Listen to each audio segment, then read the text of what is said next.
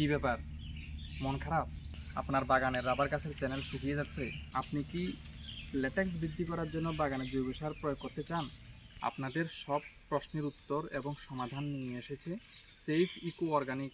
এখন থেকে ত্রিপুরা রাজ্যের আনাচে কানাচে যেখানে রাবার বাগান রয়েছে সেখানে সমস্ত রকমের সমস্যার সমাধান করে দেওয়ার চেষ্টা করা হবে সেফ ইকো অর্গানিক কোম্পানির মাধ্যমে।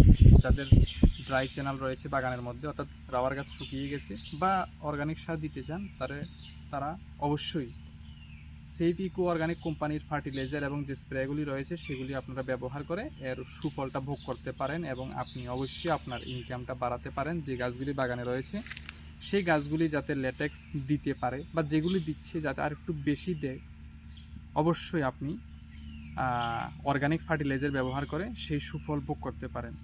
অনেক অনেক ধন্যবাদ।